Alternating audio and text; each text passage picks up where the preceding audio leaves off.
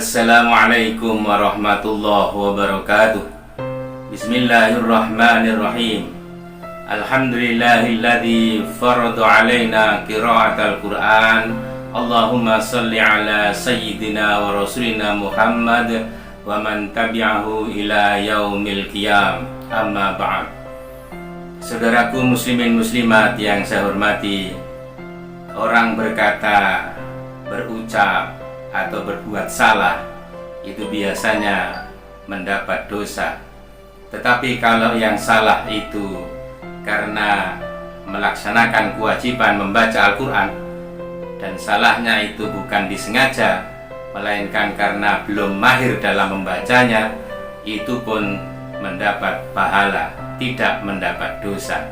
Sebagaimana hadis yang disabdakan oleh Rasulullah SAW, Al-mahiru bil Quran ma'as safaratil kiramil bararah.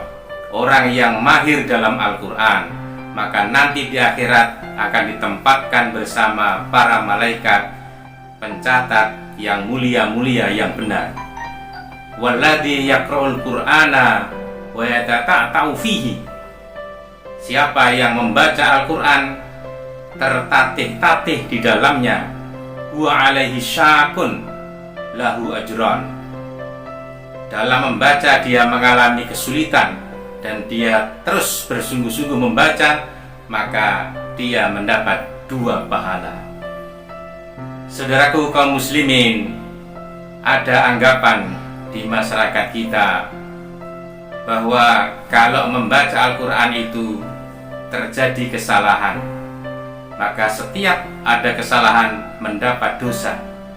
Keyakinan ini menyebabkan saudara-saudara kita yang membaca Al-Qurannya belum baik atau belum mahir, masih tertatih-tatih, kemudian tidak mau membaca Al-Quran karena takut akan mendapatkan dosa. Tetapi jelas bagi kita dalam hadis yang diriwayatkan oleh Imam Bukhari dan Imam Muslim ini, begitu mulianya orang yang ahli membaca Al-Quran, yang sudah mahir nanti di akhirat ditempatkan bersama para malaikat, tentu saja di surga. Tetapi kalau belum mahir dalam membaca, masih tertatih-tatih, biasanya orang membaca tertatih-tatih itu setiap mengucapkan 1-2 kalimat terjadi kesalahan. Itu pun tidak diberi dosa dari salahnya, tetapi justru diberi 2 pahala. Apa yang dimaksud dengan 2 pahala itu? Yaitu yang pertama, pahala dari membacanya yang tertatih-tatih tadi. Kemudian yang kedua adalah pahala dari usahanya dengan susah payah membaca Al-Quran. Sekalian membaca ini berarti dia belajar membaca Al-Quran dengan baik. Hadis ini diriwayatkan oleh Imam Bukhari dan Imam Muslim. Oleh karena itu, bagi kita siapa saja yang sudah mulai bisa membaca Al-Quran, bacalah dan baca lagi, baca terus menerus. Maka bacaan kita yang terus menerus itu lama-lama akan menjadikan kita lebih mengenal kalimat huruf-huruf dalam Al-Quran, dan itu akan menyebabkan bacaan kita semakin baik.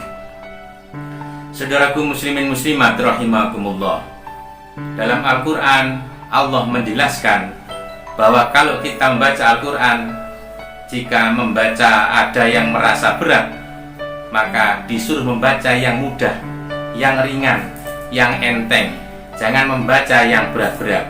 Artinya tetaplah dan teruslah membaca dengan pilihan yang ringan atau yang enteng itu. Di dalam surat Al-Muzammil ayat yang ke-20 Allah berfirman, A'udzubillahi minasyaitonirrajim.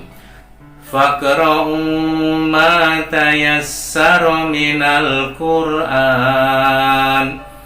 Maka bacalah apa yang mudah dari Al-Quran.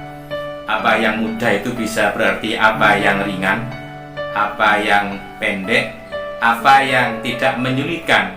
Berarti dalam ayat Al-Quran itu ada ayat-ayat, ada surat-surat yang kalau kita membacanya itu mudah, karena kita sudah hafal misalnya, atau karena kita sudah terbiasa membaca surat itu, maka itu mudah. Nah, bacalah yang mudah-mudah itu. Jangan sampai karena tidak bisa mahir membaca surat-surat lain, lalu kemudian tidak membaca Al-Quran. Bahkan saking pentingnya membaca Al-Quran, meskipun harus mencari yang mudah-mudah. Dalam surat Al-Muzammil ayat 20 ini Allah memerintahkan dengan dua perintah yang isinya 100% sama. Ini satu-satunya ayat yang panjang dalam surat Al-Muzammil. Dalam bagian berikutnya Allah berfirman, faqra'u ma tayassara minhu wa aqimus sholata wa atuz zakah. Maka bacalah yang enteng bagimu dan dirikanlah sholat dan bayarlah zakat. Dalam ayat ini perintah membaca Al-Quran itu digandengkan dengan perintah melaksanakan sholat dan perintah membayar zakat. Pernah saya sampaikan bahwa membaca Al-Quran ini adalah salah satu ibadah yang diutamakan, yang ditekankan dalam Islam. Karena itu sudah barang tentu jika kita masih diberi kesempatan oleh Allah, masih sehat, masih normal pandangan kita, pendengaran kita, ucapan kita, kemudian kita tidak membaca Al-Quran karena tidak bisa membaca Al-Quran, maka janganlah diam untuk hal semacam ini. Harus berusaha belajar membacanya. Mudah-mudahan Allah senantiasa memberi pertolongan kepada kita, memberi kemudahan untuk dapat melaksanakan apa saja yang Allah perintahkan kepada kita. Amin ya rabbal alamin. Demikian yang dapat saya sampaikan. Jika ada khilaf mohon diberi maaf. Billahi taufiq wal hidayah. Wassalamualaikum warahmatullahi wabarakatuh.